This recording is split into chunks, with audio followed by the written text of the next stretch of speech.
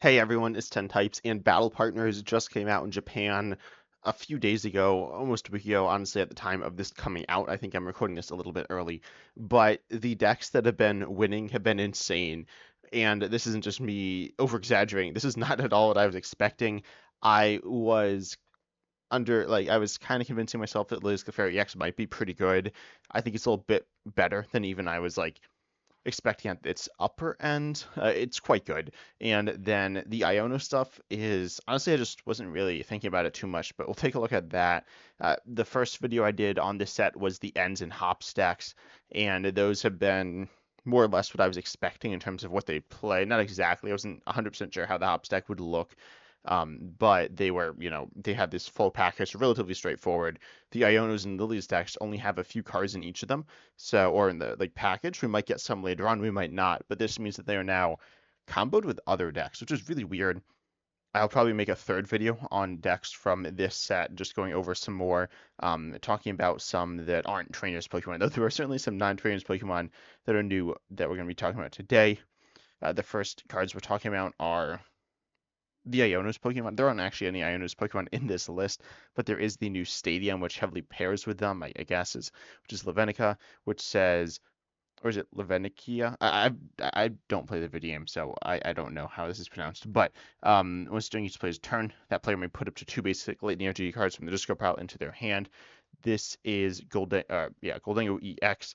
And what it does, you discard energy, you get it back. You need the energy in your hand, so this gets energy back. This isn't anything too crazy, but it has been played a decent amount. Um, like, yeah, it's been played mostly in Goldengo, been played in a few other decks as well, which we'll take a look at. And there's also been this just okay, yeah, no, that is Raging Bolt. So the other deck we'll take a look at is Raging Bolt. That's not Raging Bolt. Where is it? Is Raging Bolt. We'll just pull up this list with Raging Bolt EX, and yeah, this is Raging Bolt Ogerpon. I want to find a list that also played, you know, um, Professor Sada's Vitality, because that's kind of normal for Raging Bolt. Although that one list didn't, it just played Energy Switches. It's really interesting because the Iono stuff, you can use like Sarah GX is kind of similar as well to Goldengo, though it doesn't actually use the same Iono's pieces.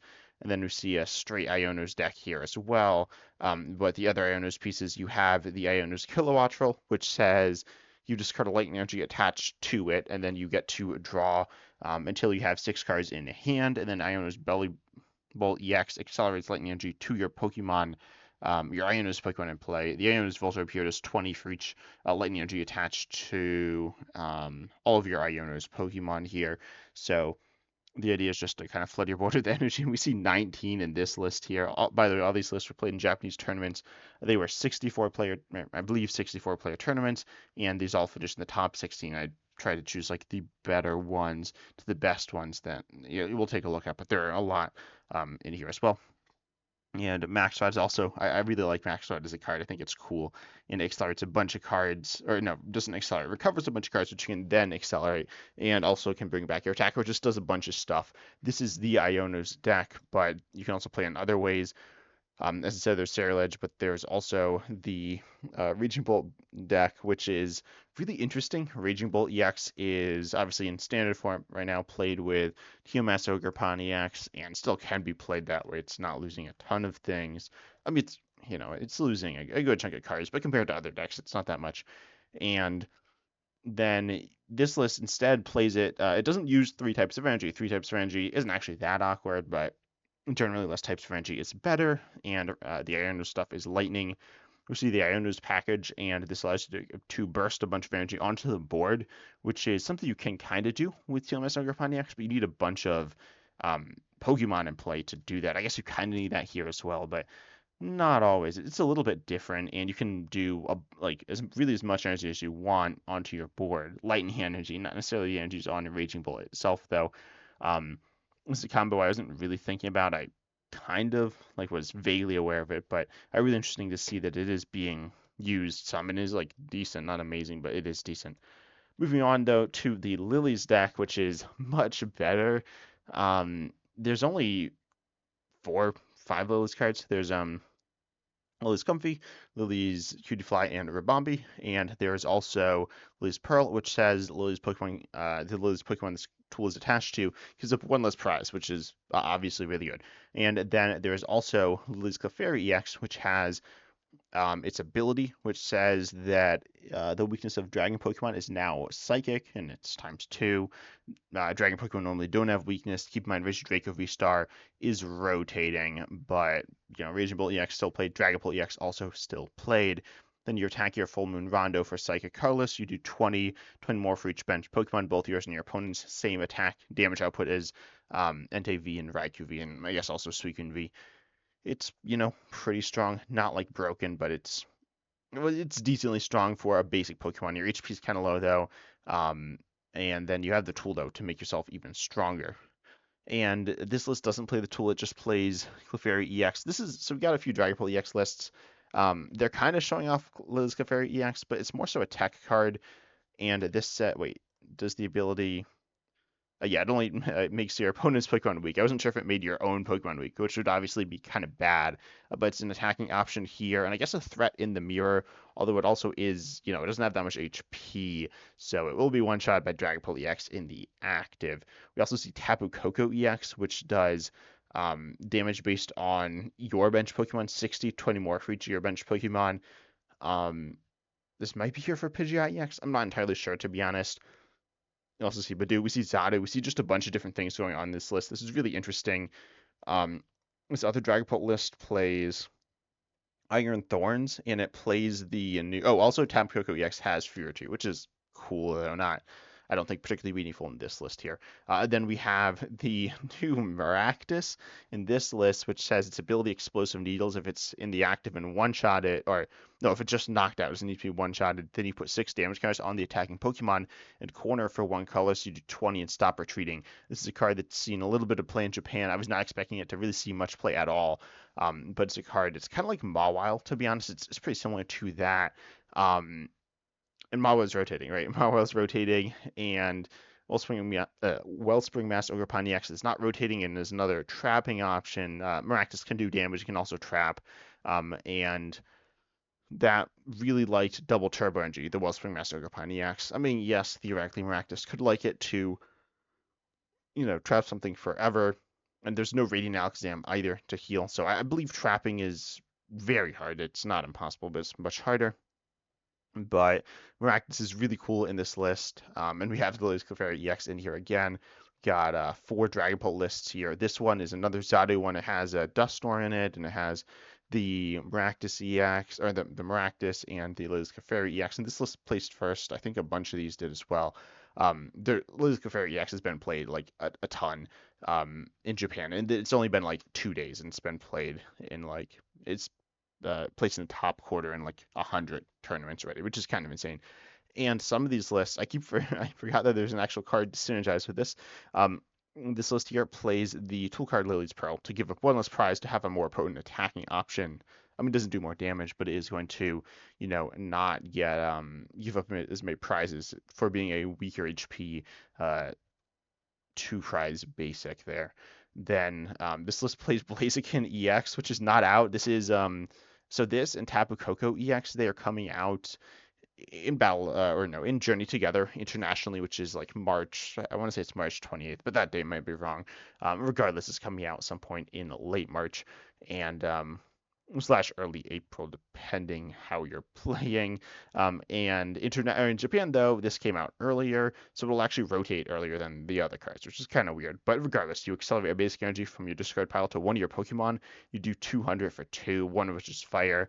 It can't attack next turn. It's not an amazing attacker. It's very whatever, but its ability is cool for accelerating energy. It's a really unique card.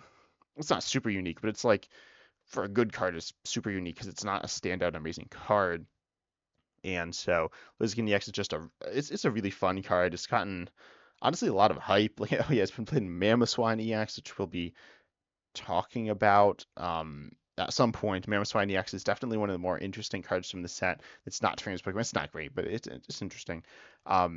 Yeah, this is like not these aren't really Lily's decks, but they play Lily's Clefairy EX for a really strong attacking option specifically into Dragapult EX, things like that, that are Dragon Pokemon that are weak and that have a lot of HP, which you probably wouldn't be able to deal with anyways, or otherwise.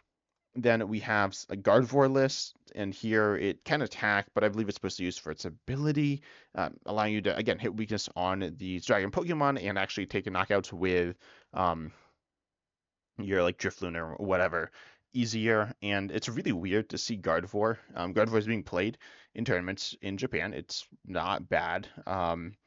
It's it's pretty it's fine. It's all right.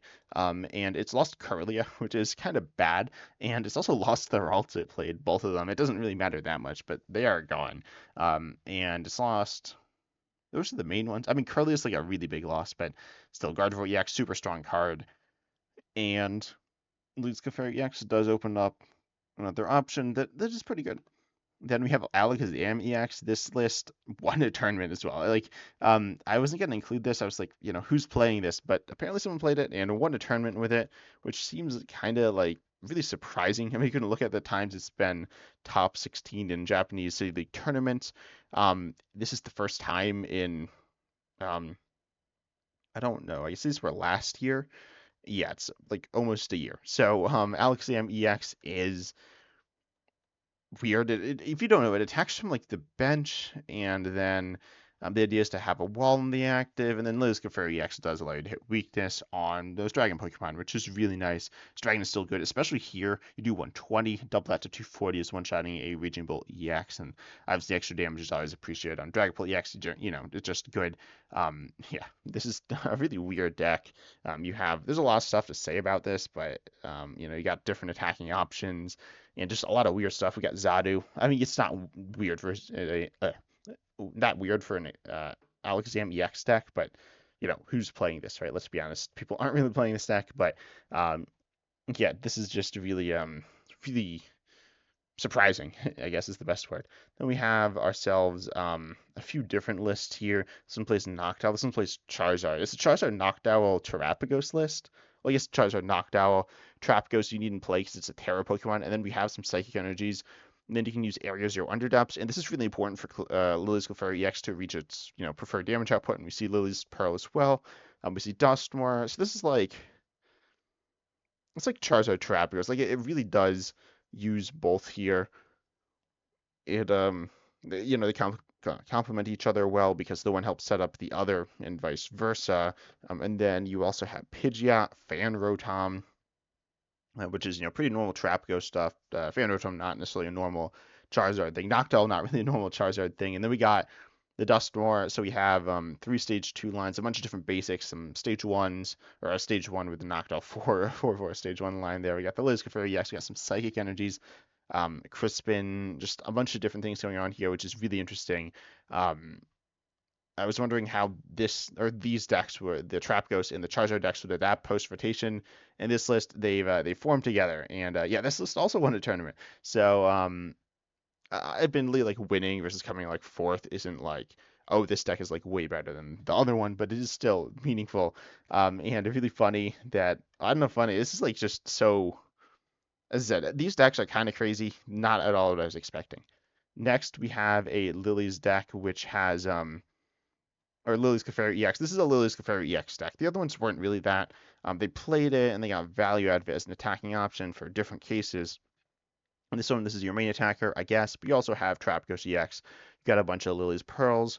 These will allow you to give up less prizes consistently and be essentially consistently attacking with a single prize attacker, unless your opponent's able to remove or stop the tool, I guess is what I would say. Probably using Jamming Tower. I think that's the main way to stop tools. I could be forgetting something. Lost Vacuum is rotating those, so that's like the main one in standard right now internationally. This is post rotation. I don't know if I kind of alluded to that, but this is post rotation. So the metagame is very different. If you were like kind of confused why these decks were not playing specific cards, to be honest, it doesn't affect too many of them.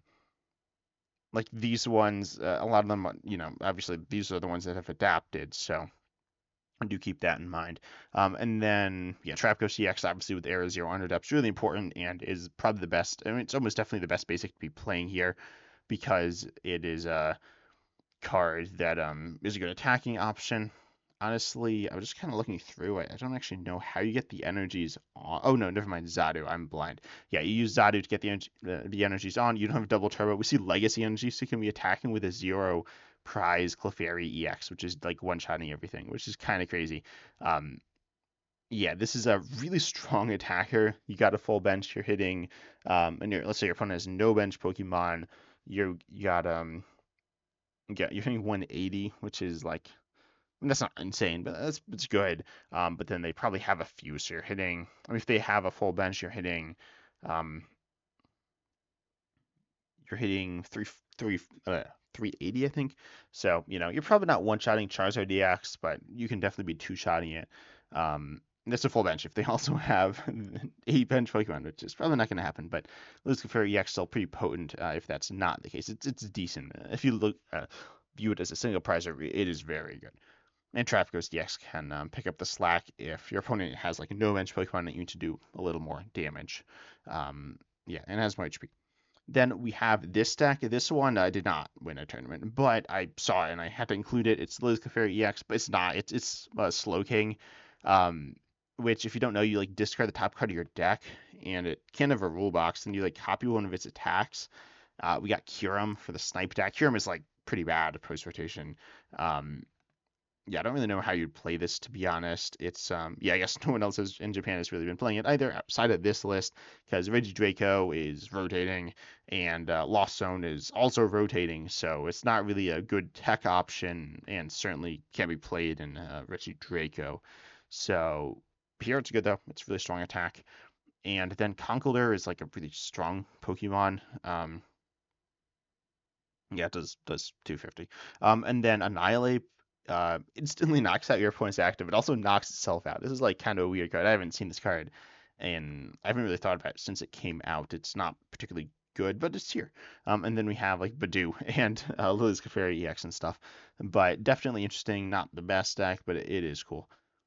Then we have another list here. This one I'm pretty sure also did not do yet. It did like okay, but it's an Azumarill deck, and it plays Liz Clefairy EX and Trap. It's like Trapos, Dustor, or Azumarill. Azumarill does 230 for one Psychic on a stage 1, 50 to itself, has 120 HP.